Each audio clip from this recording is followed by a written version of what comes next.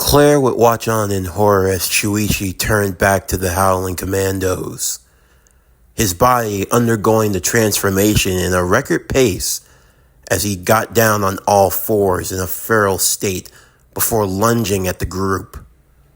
Before they even knew what hit them, two long blades would protrude from Shuichi's hands as he would end up bisecting the group, cutting each member clean in half as their bodies would careen to the ground. Madoka couldn't help but find this to be an absolute riot. The boy really went through with it without any hesitation.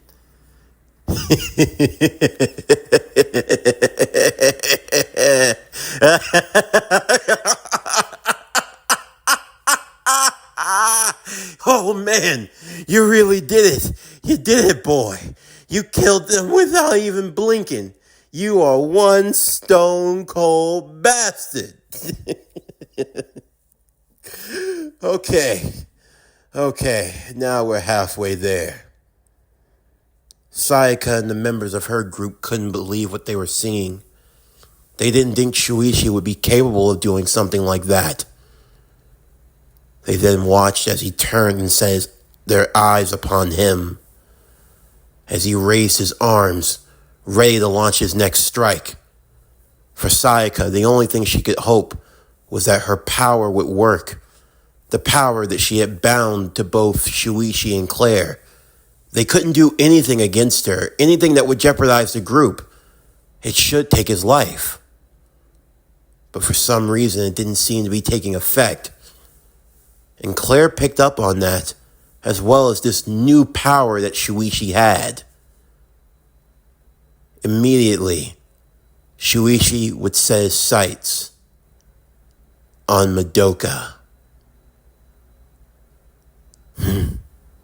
What's the matter, kid? You already have your orders. You know who you have to take out next. So quit staring at me, and let's get on with the show. Shuichi turned from Madoka, now turning back to the group of people who he had once considered comrades. Immediately, the zipper on Shuichi's back would be undone, as a large, hulking-like monster would appear, with blades for hands, and those blades went stabbing directly through Madoka's chest.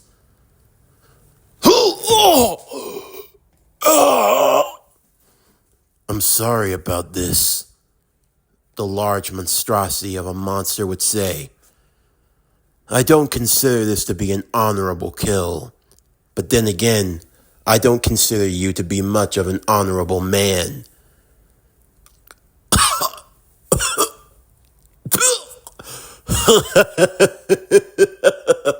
You son of a bitch. So that was your plan, huh? You chose to kill me. Claire couldn't believe it. Sanbei, he was inside of Shuichi the whole time. But wait, if Sanbei had been the one to kill them, then what was going on here? Immediately, the Howling Commandos would jump into the fracas, the bonfire giving them light under the full moon, as the members of Madoka's gang would now cower away. And they were our last ones, Dugan said. Well, it's not like we're gonna lose any money anyhow, the mummy said. Life mile decoys always come in handy when you need them most, Elsa said. All right, free the hostages and let's get out of here. As Claire and the others would now be freed, the members of Madoka's clan would come in for the attack. But Shuichi was ready for this.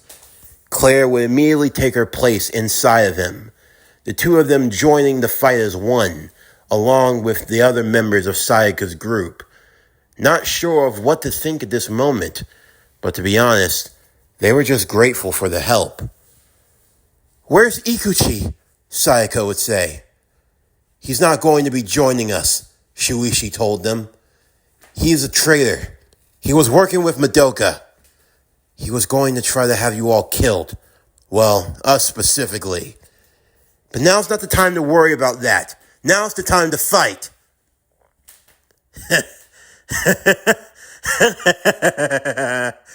What's so funny? Sanbei would say. Well, my friend, if I were any ordinary human, you would have gotten the job done. But there is an age-old saying, whenever you're going for the kill, you aim for the head. Madoka would immediately kick back at Sanbei, as two of his members would come to his side. Madoka! Mr. Madoka, sir, are you alright? I'll be fine. But you know what I'll need now. Yes, please remember us, sir. Of course. Madoka would immediately kill those two members, absorbing their life essence into himself, stabilizing his wounds, as he now transformed into his own monster, a giant monstrous ape. You can say, King Kong ain't got nothing on me, son. Change of plans, fellas. We're gonna wipe out every single one of them. And with that, the fight would be on. Shuichi and his friends battling against Madoka and the members of his clan. The battle that raged within the forest. Trees being uprooted from the ground. Large rocks and stones crushing people's skulls and bones. It was a fight for sore eyes. Frank was tearing through one group, bashing and beating in their skulls. And when they tried to overpower him with numbers, he let off his electrical abilities, the ability that had given him life, shocking the whole group and stunning them.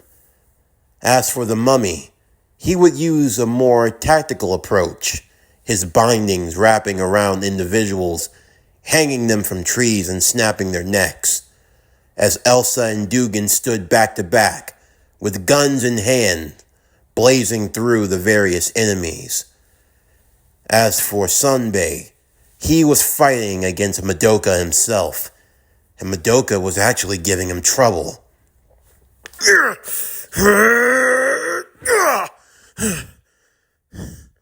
I have to say, this is the first time in a while I've been able to have my strength tested like this. Is that so, big boy? It's not every day I meet someone who can actually make me exert my power. I'm grateful, Sanbei said, because now I have a chance to fight without holding back. Shuichi! Sanbei would yell. What is it? Shuichi and Claire would yell back. You better tell everyone to steer clear, because I'm about to carve through this entire mountainside. Claire and Shuichi knew what was coming next, as they told everyone to duck. Sanbei would arch his back, bending his spine completely 180 degrees in the opposite direction. A technique that would kill anyone else. But in this form, he could recoil and unleash his full devastating slash. As for Madoka, he would take on the full brunt of the attack, as he responded with a fully forced punch of his own. The clash of the attacks, a test in strength, knocking back both opponents. He's actually able to match up against Sanbei, Shuichi said. Don't worry about that. We're clearing through the numbers. We can get out of here. Shuichi, Claire would speak to him in their minds. It was really smart of you to call him in. I have to say, you had me worried for a second. Why? You don't really think I'd go off the deep end so easily. Well, I don't know. I mean, for me at least. Claire, you and I are in this together. Like we said, If we do this together, we'll die together. But I'm not so cold-hearted to just use other people's lives. I know. I'm kind of sorry. I know that at times I can't really be as cold-hearted as you, and no, don't you dare apologize for being who you are, Claire said.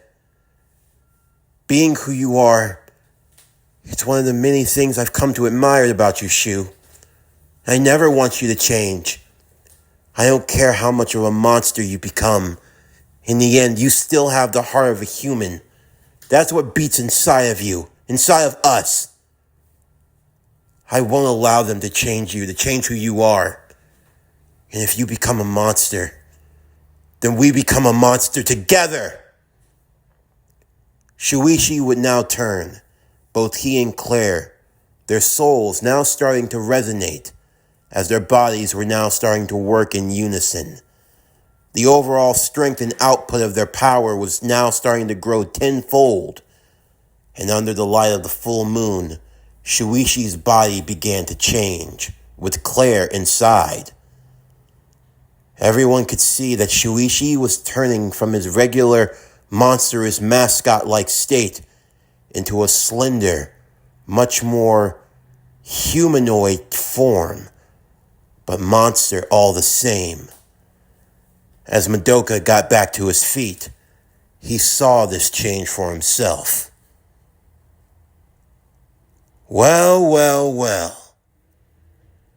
It seems like the big bad wolf has finally come out to play. Oh yeah, that's what I'm talking about.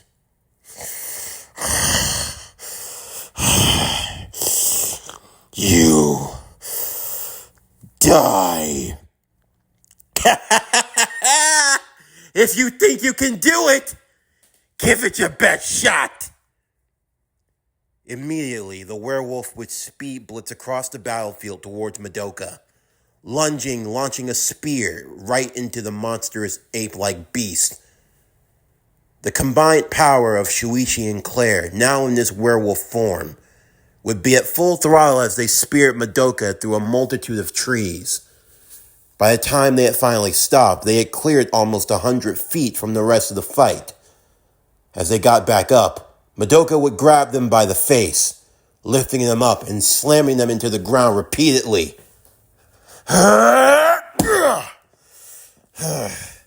Let's see how long you can take before I split your skulls in half.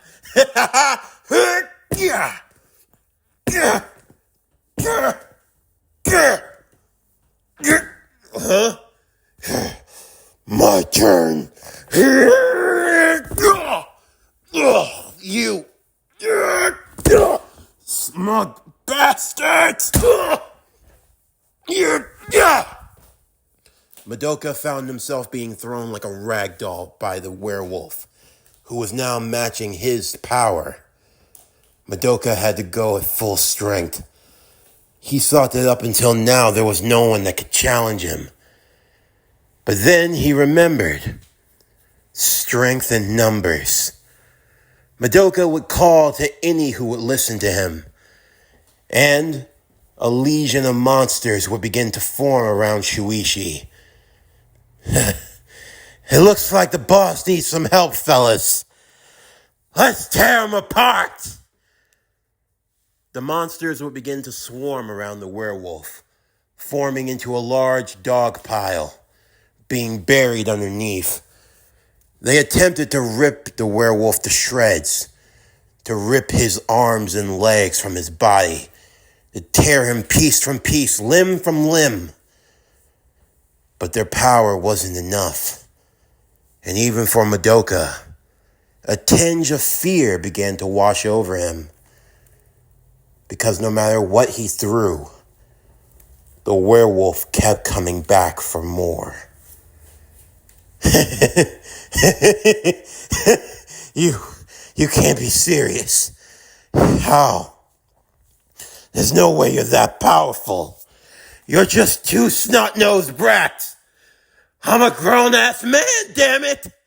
I'm a real monster. You're You're just kiddies playing pretend. Coming out here in this forest, looking for revenge. Do you know what's out here? The monsters, the cretins, the bastards you'll have to face. You really think you can overcome all of that? You really think you can take them all on? The werewolf's only response would be through its fist.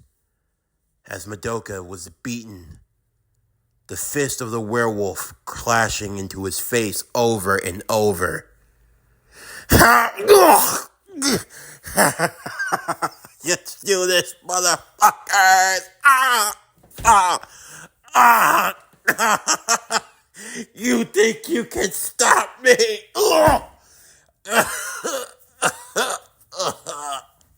Even if you kill me, there will be another.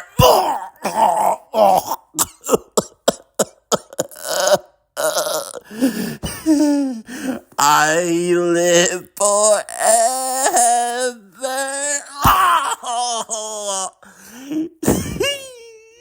I am a god.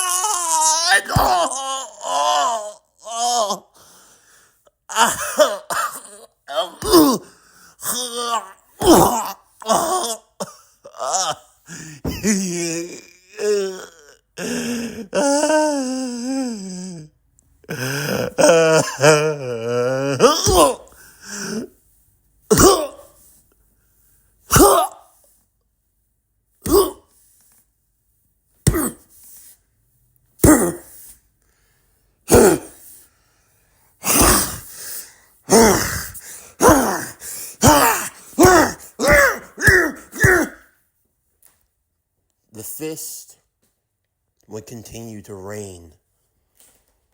By the time the fighting had come to an end, the only thing that could be heard was the sound of the ground shaking. As the others arrived to see what was happening, even the more seasoned of members were disturbed at the scene. Madoka, what was left of him, his head, there wasn't even a head anymore. It was nothing but a puddle of blood, brain matter, and bone.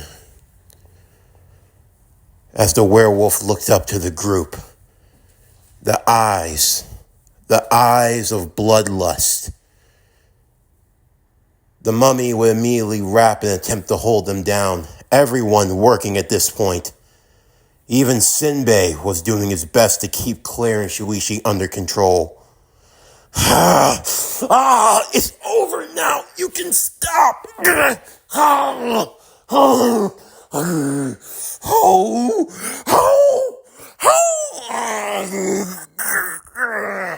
Damn.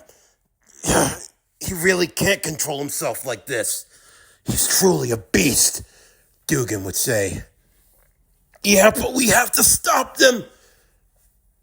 Not too far off, the sound of police cruisers could be heard.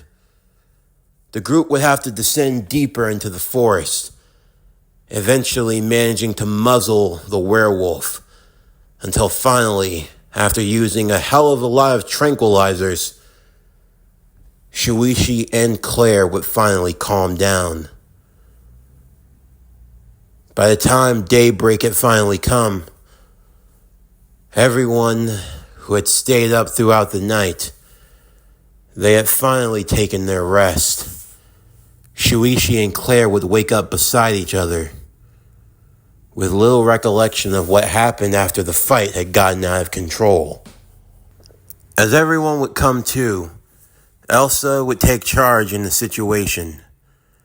Sayaka would tell them of the abandoned school to the south of the mountains. That was where they had set up their base. They would immediately head there, attempting to lay low as some of the authorities were combing through the area. Safe to say, things in this town were never going to be the same. Fortunately, if you could even call it fortunate, When a monster died, they reverted back to their human form. So at least in that regard, it didn't have the revealing of monsters to this world. But unfortunately, when you have a good number of people dead in the mountainside with a bunch of strange writings and what could only be described as the occult, rumor and speculation would become paramount. Before long, local investigators were going to be coming about, combing through this area. Now Sayaka and her team would meet with the Howling Commandos. Sayaka, Yota, Chihiro, Miku, they would all introduce themselves. Sanbei, the ally of Shuichi and Claire, would make himself known also, as well as the members of the Howling Commandos. Everyone becoming acquainted. "Thank you," Sayaka would say. "You saved our lives. And you too, Shuichi. We couldn't have gotten out there without your help." "Hey, I just did what I could. But right now we have a bigger issue," Elsa would say. "It seems like this small party affair isn't going to remain quiet for too long. When the authorities start combing around, if things start becoming more and more open to the public, we could have a serious riot on our hands. If they discover the truth, if they find out about us, we're not going to be safe. For now, we have strength in numbers.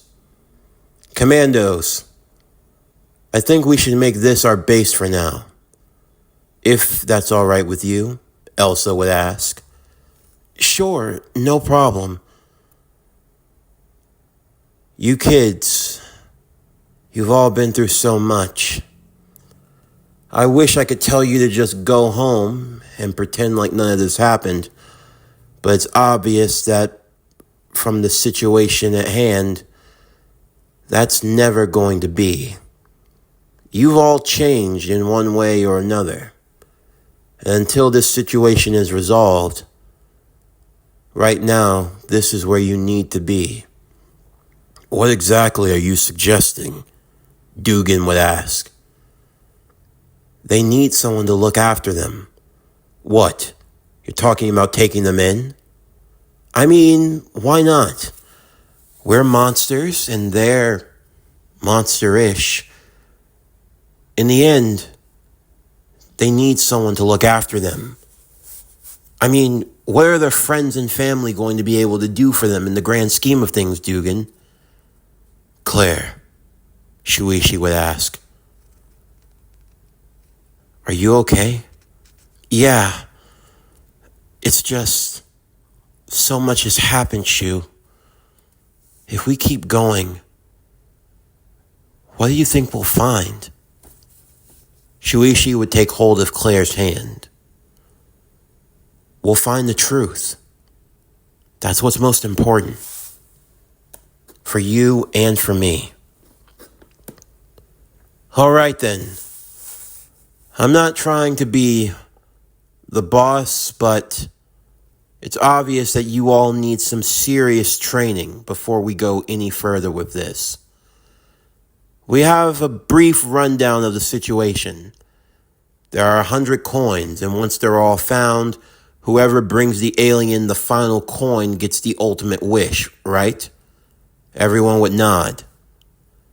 "Well, after tonight's voyage, we have exactly 13 coins." 13? Everyone looked astounded at that. "But we don't know how many more are out there," Elsa would say. "All we know is what we know. If we confirm with the alien how many more are out there in the forest, then we'll know what we're working with." "But what are we going to do with the last wish?" one of the members would ask. "We'll cross that bridge when we get there. But I think we can all agree that no one's trying to wish for world domination or just blowing up the planet. But there are others out there who don't share in those ideals. There are people out there, true monsters, who only want to watch the world burn. And we can't let that happen. Sayaka would agree. As she turned to her group, she would explain to them that maybe turning to the commandos would be the best thing. Would you be willing to train us, to teach us, to be better, for us to master our powers? Elsa would agree to this, and the abandoned school would now be their base of operations going forward. For both Shuichi and for Claire, they knew that things were never going to be the same. What awaited them in these mountains as they continued their search for the coins? There were other gatherers, other monsters, other beings who had their own interests and motives. In the end, all of this would lead to one crescendo, one breaking point, to the one who gained the last wish. The last wish, the fate of the world and everything else would be at stake. But no matter what lied within the darkness, no matter what monsters were lurking in the shadows,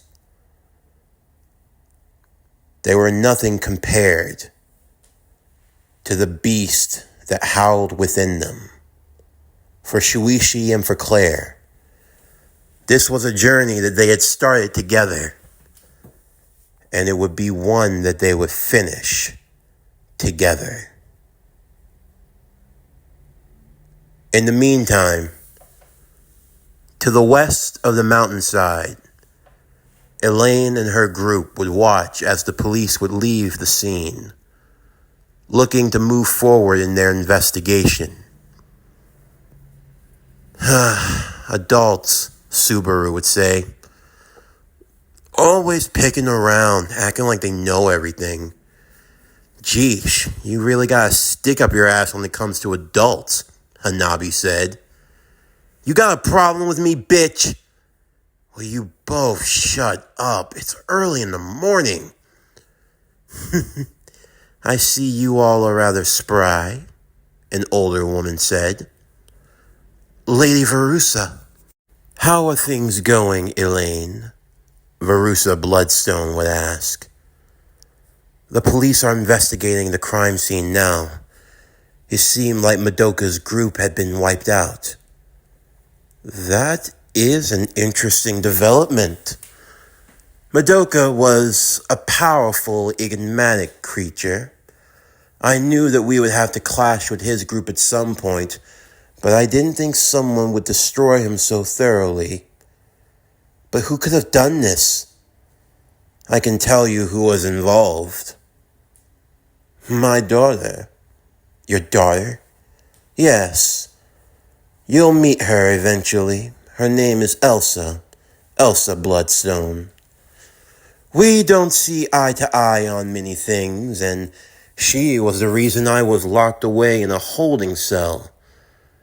But now that I'm out, she's been on my tail ever since. And now her nosing eyes have brought her here.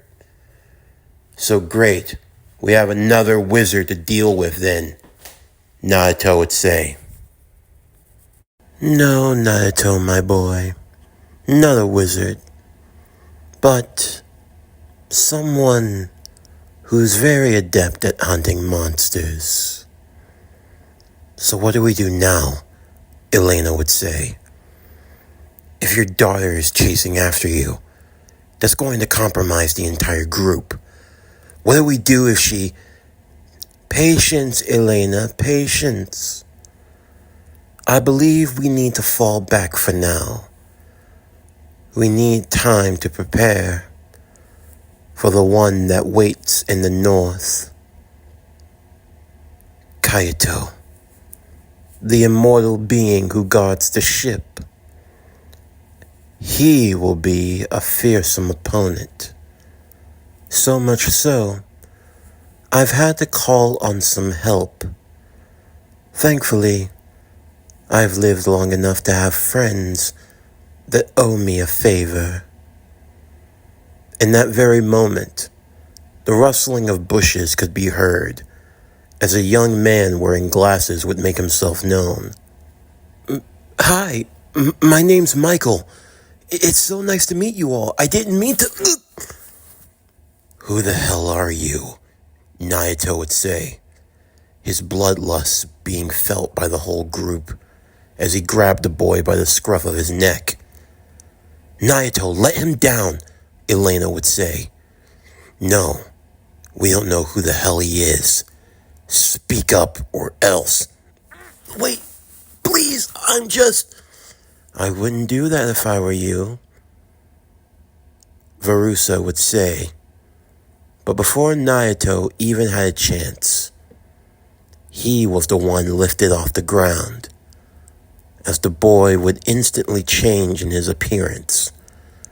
Gone was that facade of innocence and weakness, replaced with a cold indifference and a malice of a negative aura. Get your hands off of me, Michael would say. Or do you want to die? Michael, Verusa said. Please, he didn't understand. Let him go. As you wish, Verusa. So, why did you call me here? I had business to take care of in Tokyo. I know. You've been very busy. Especially since the Daywalker has been on my trail. I may have led him here, though I attempted to throw him off the scent. But why exactly have you called me? Because I think it's time for a reunion. A reunion. After 200 years, you want to start that old thing again? What old thing? Elena would ask. A long time ago, my dear, we were a part of an organization that specialized in killing monsters. My friend Michael and I, we are the last surviving members of that faint group. But now, with the aid of you four, I believe it's time to bring us back to glory. And what group is this? Elena would ask. From henceforth, we will be known as the 6 Black Stars, and our objective, to kill the immortal who dwells in the north. Sometime later, as the heat was starting to die down in the mountains, the police had done their research following the massacre in the mountains. There were more patrols now, but thankfully they weren't on to the scent. In the meantime, school was in break, and, as a little bit of a reward, if you will, Shuichi and Claire were going out. They were going to visit the city. It was something that a lot of children did this time of year. And for Shuichi and for Claire, it was a good chance for them to get away. For now, the Howling Commandos were training Sayaka's members, preparing for their next venture. When winter comes, that's when we'll make our move. Until then, we'll just have to wait, Claire would say. Yeah, I figure. So, why are we heading to the city exactly? Come on, Shuichi. Isn't it like a teenage tradition? And besides, Haven't you heard about the party? What party? You know, the Halloween party. It's going down in Shibuya. Shibuya? That's where we're going? Shuichi said on the train. That's like 4 hours away. By the time we get back, it's going to be practically morning. We're not going to get any sleep. Shh. Come on, Shu. You know it's going to be fun. Can we please try to avoid trouble? Oh, relax. There's nothing to worry about. All the monsters are back at home. Who do you think we're going to run into in Shibuya, Shu? Claire would say. And with that, the two teenagers would descend from the train, as they had now arrived to Shibuya.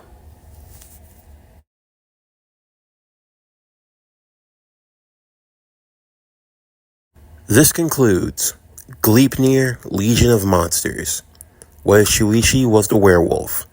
Season 1, Part 8, the Season 1 finale. First and foremost, I want to take the time to say thank you to everyone for your support as always. Like I always say, I can't do it without you. You make the channel grow. You make the core grow. And also, for this being my first Gleipnir, well, actually, no, not my first. This is my second attempt at a Gleipnir story here on the channel. And it's one of the series that I personally like. I know it doesn't get a lot of traction, especially with the 2020 anime and not getting a season 2. But the manga has been really good, and I personally have a vision of where I want the story to go and how I want it to turn out. In total, I would like for this series to be about 3 seasons long in total. I think that would be the good compromise, at least for how long I'd want it to be. About 3 seasons worth of story, since there's only 14 volumes of the manga to get through, so it's a pretty short read. But all in all, I do look forward to coming back to this series again next year, and with a lot more that we're going to be doing with the anime Marvel as we continue on with the Defenders saga. But anyway, I hope you all look forward for what's to come, as we'll be starting with some newer stories down the line. But that's going to do it for the end of today's video. I'm Javon Harrington with PowerCore Productions and Podcastings, signing off, and I'll see you next time.